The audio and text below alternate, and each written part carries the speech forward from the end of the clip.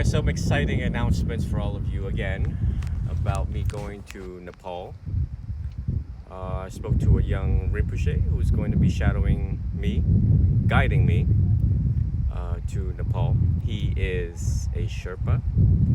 And if you guys don't know the people from the east of Tibet, also known as the Sherpas, they are the first and foremost people who climb the mountains there. So they're considered like superhumans. All you gotta do is put Sherpa into YouTube and you'll find out. Here's what's going on with the world. It's increasingly getting hot, and it's the type of hot that we're experiencing is very different. Now you all know when I started out being a monk, I was poor. So I adopted the motorcycle as forms of transportation. This is why, when I was during my training, I put those little wireless earbuds on the motorcycle inside of the helmet to download all of the teachings of Ajahn Chah into my ears and brain. So I've mastered perhaps 80% of Ajahn Chah's teachings. So it was tolerable. It wasn't until like 4 years ago when the heat index started to change and how I feel about it and how it just knocks you out. Recently I was in Orlando, and again, that heat just knocks us out for hours. Something about the UV, I don't know. I'm not a meteorologist. So the fact that I've never been to Nepal and I need additional training in the Vajrayana tradition and practices, going up there is going to be nice and chilly. Nepal and Australia will be my next destinations. I have family in Australia, Sydney, Melbourne, Canberra. Haven't been there in like 15 years. But when our world is this hot, we got to find a nice place to meditate. Number one, away from the cities, away from the noise and drama, away from the histories and memories that we created or problems that found us while we were in the city, and we don't want to be in the city anymore. Okay, I mean, if you're humans and you live in a city, the urban life, it's going to be drama. Work, home, school balance, we all know that.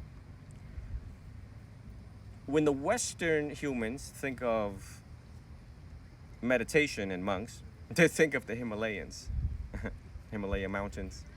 Think of Mount Everest, for example. Think of mountains. They always do, typically.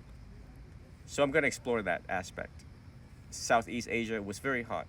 Southeast Asia had the existence of air pollution. And it's good for a certain time of the year. But I want to explore Nepal and Australia, where it's nice and cool. Life's too short to stay in one spot. You should utilize your youth, energy, and resources to travel and learn about these places, culture, food, traditions, heritage, and practices, so that you are a well-rounded human being.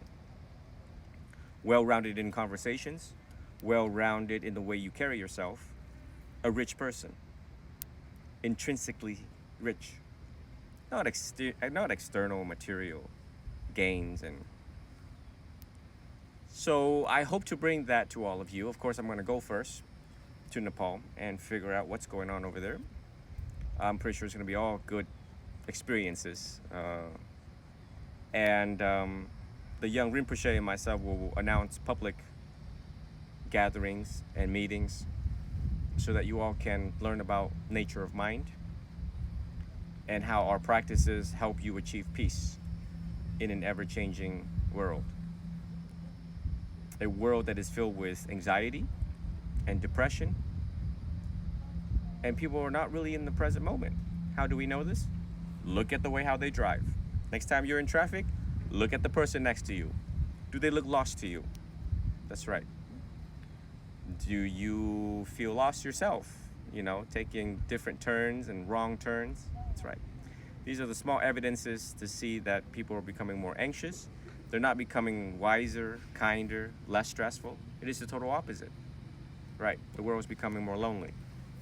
So therefore, we need to adopt the practices and intellect from the East that's been there for thousands of years, with the help of the Rinpoches, the Venerables, the Ajahns, the Mahateros, so that you understand our world.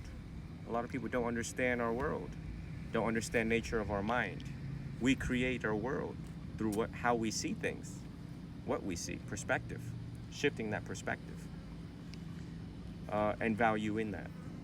So again, out here, we're out in nature. Today is a more forgiving day than any other days because it's not that hot and the sun is already set.